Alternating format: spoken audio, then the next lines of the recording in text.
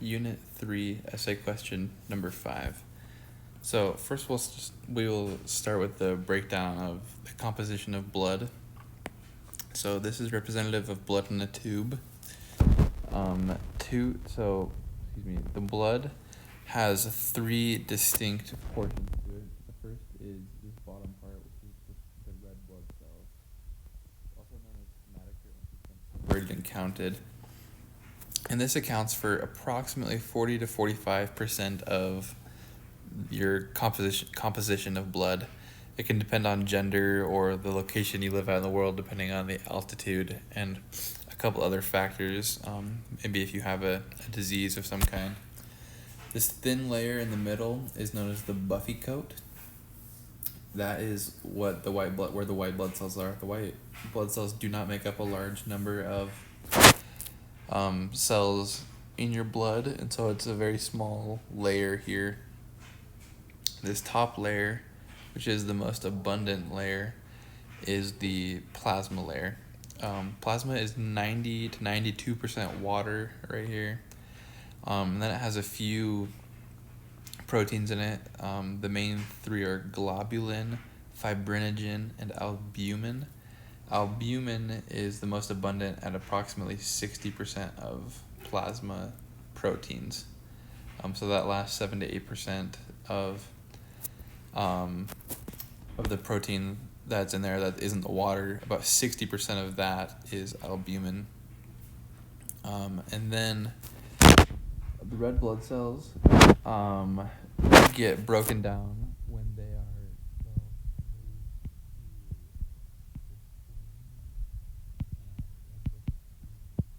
it uses macrophages to break down a red blood cell into a couple of different products. They'll break into platelets, which would be red blood cell pieces, and then heme. And we will talk about how that all works.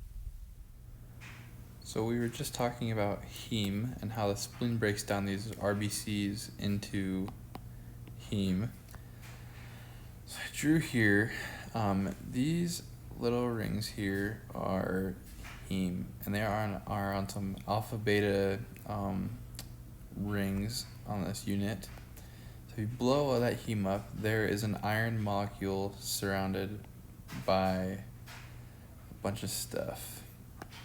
When we blow up that iron molecule, this is the heme that we're after. So it's iron that is surrounded by these 4 chemical subunits. And the way that the body breaks heme down is through 2 different processes. Well, a process that splits into 2. So we take the heme and we convert it to biliverdin. That is done by taking an oxygen molecule and we start to break some of these bonds and split it open. This molecule as a whole. That biliverdin is converted into bilirubin. That bilirubin is actually sent back into the blood by albumin, and albumin is kind of what grabs onto it and holds it. That is taken through to the liver, and then via the bile duct on the liver, glucuronic acid is added to that bilirubin here that is now attached. That glucuronic acid is eaten by bacteria in the liver, and that turns bilirubin into urobilinogen. And from there, our body gets rid of it 2 ways. 50% of it goes back to the blood, which goes into the kidney, which turns it into urobilin, and then you excrete it out in your urine. Or you can take the urobilinogen and convert it into cercobilin, and that cercobilin will be excreted in your stool. And that is how heme gets broken down and sometimes partially recycled, but broken down and removed from your body. Hematostasis is the last topic. So there's 3 mechanisms that contribute to hematostasis, and they kind of all happen in a certain order.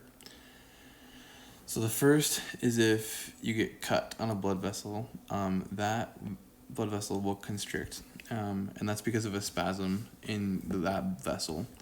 And it constricts to go from a regular blood flow to a small amount of blood flow, which, number one, will just make it easier to start the clotting process because not as much blood flow is ripping away across that cut and preventing things from grabbing on. And where we have things starting to grab on is at this platelet plug. So it's at step number 2 here. So platelets are always flowing through our blood very quickly down this cascade, and as soon as it finds this opening here, there are pieces of the platelet that are always there. So these blue dots are the dense granules. That orange right there is the alpha, and then these are von Willebrand receptors. The dense cells have ADP in them, and the fibrinogen have ADP, the alpha cells have fibrinogen, ADP, and calcium in them. That releases. So platelets are these more or less circular shape as they're just free floating in the blood. But when they reach a cut, this cut will release from here. It will release a von Willebrand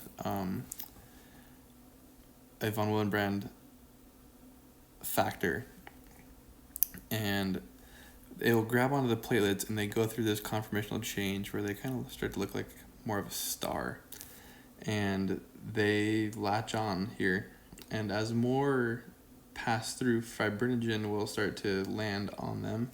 The fibrinogen will give a place for attachment because there's fibrinogen here and there would be a piece of fibrinogen there. And so as this comes along, it will attach to this platelet that's been expounded on. And it will continue to release all these chemicals, this ADP and calcium and fibrinogen, and more and more and more and more and more and more platelets will come, and it will plug up this entire area. And once those platelets have plugged the area and stopped the bleeding, the clotting cascade will begin. So the clotting cascade is broken up into 3 areas.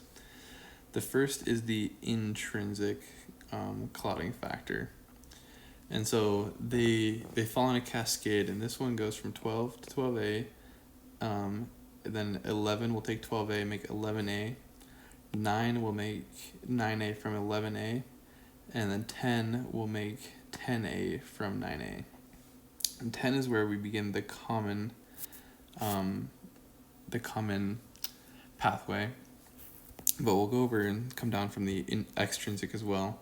Extrinsic has less steps. It takes 3 to 3A, 7 to 7A using 3A, and then again 10 to 10A using 7A this time, meeting again here at the common pathway, which will be this here.